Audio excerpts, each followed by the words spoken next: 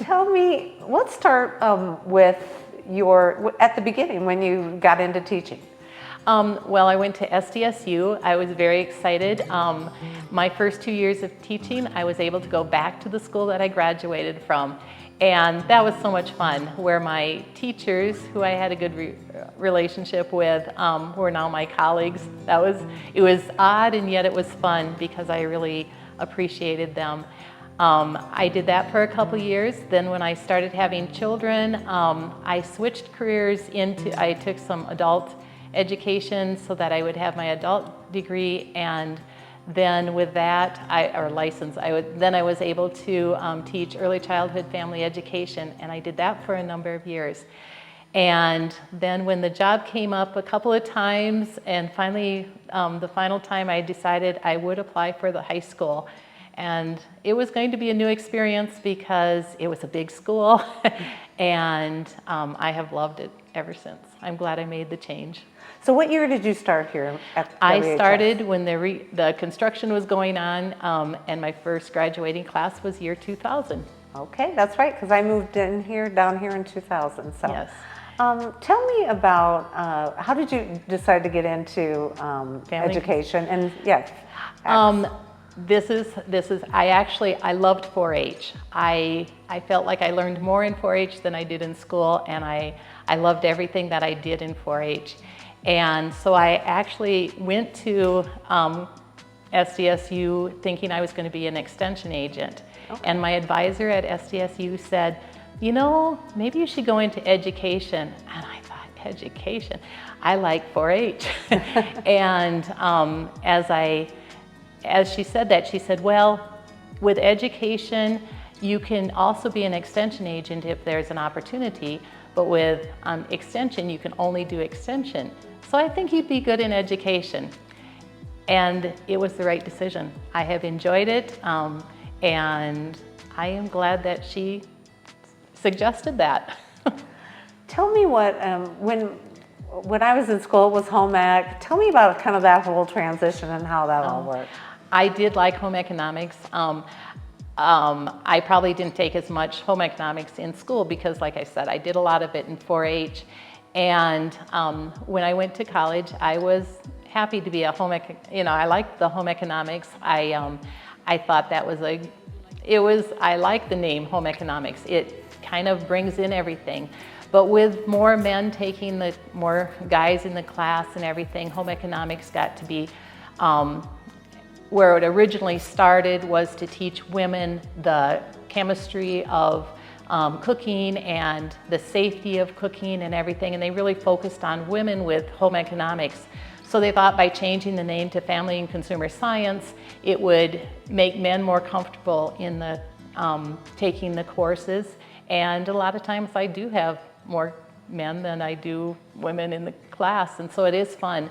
But again, it still kind of focuses on finances and healthy healthy habits in the home and with children and everything. And so it has the same concepts, but it's modernized everything and brought it up to date with making sure that the food safety is there, but along with mental safety and financial safety and all the other things too. And don't you think those kinds of skills are the things that we need when we go out into the world? I often think that those types of things Absolutely. are what, when you get out and get your own apartment and all that, those are the things that you really need to know. I do like my job, and when I hear something where people, when my children were starting to go out and be on their own, and we'd go to the college visits with them or something, I go, oh, this is what I need to teach the kids. Or they'd come back home and they say, oh, you've got to make sure you tell your students that they need to know this when they start to get out on their own, because we never thought of something in applying for a credit card where, you know, when you're in college, you can apply for it without them doing all the checks, where once you graduate, then it's going to be more difficult. But then again, using the credit card wisely so you aren't overextending yourself and getting too many credit cards where you can't get a loan. And so, you know, all of these different things, what I like about family and consumer science, it's research-based, and so it's not just random things. I don't teach the same thing every year the same way because, well, there's some of my favorites, but you know, as far as the information that people need to know as technology changes, as different laws change, and all these different concepts, or they learn some new information about how on food safety or effects of different things with child development. You're always doing a new touch on a course that you are teaching.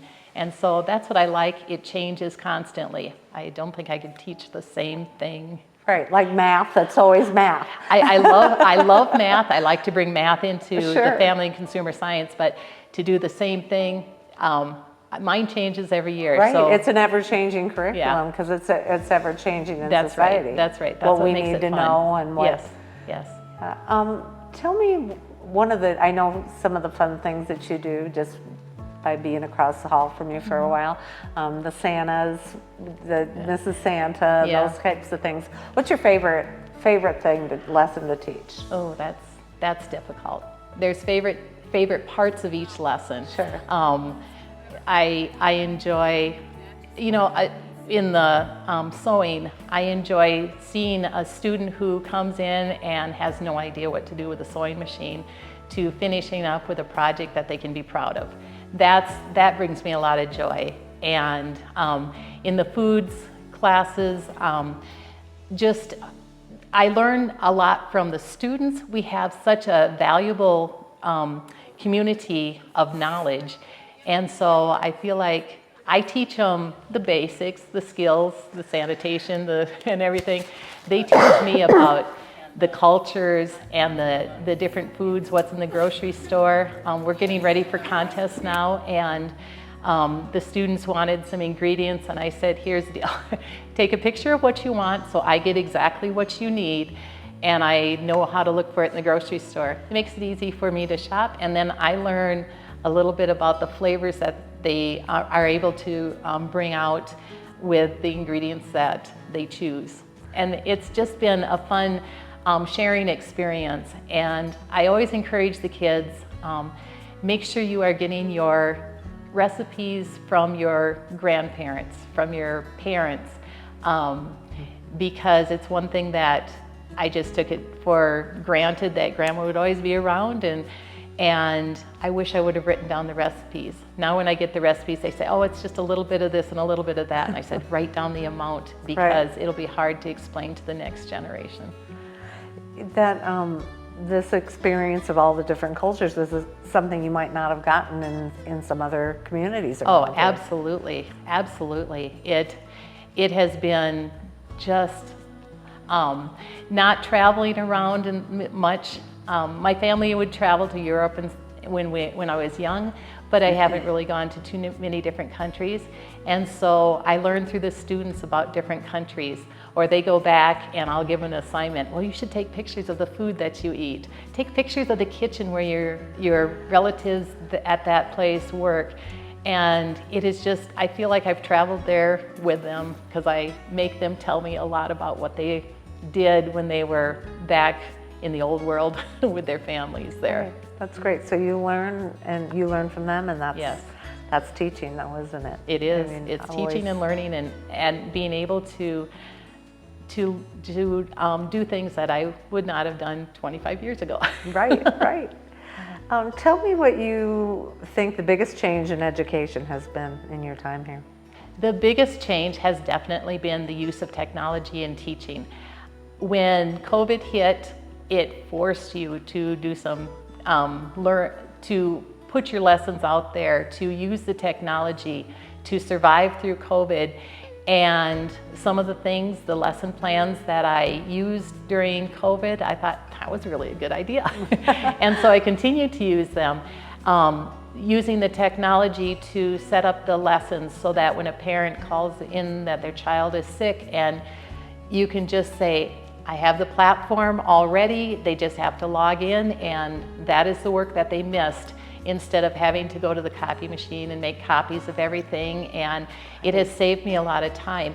So the use of technology in a positive way to assist the students with the work and being able to extend their work beyond the classroom has really been something I wouldn't have grasped onto as easily if I wasn't forced into it because we had to do it at that time. Right. I know that was a challenging time in education. Is there other challenges that you can think of along the way? The ever-changing student population, it's not a challenge in their personalities, it's a challenge in how do they perceive the information that I'm giving them. As far as, is this still important to teach the things that I thought were important 25 years ago? Right. Is that still something that they feel is something important for them at this time? And with the different cultures, maybe not.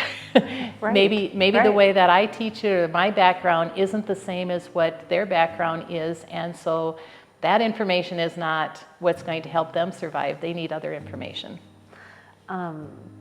Food and that kind of a community thing is kind of universal, though, isn't it? Throughout cultures.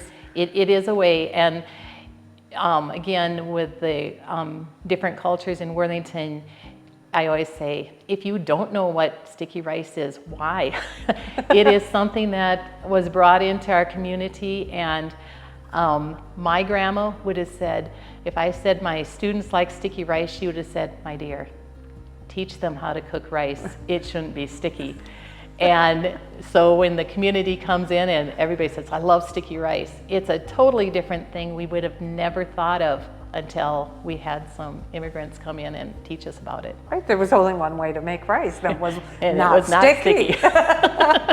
Yeah. So as you look forward to this last couple of months,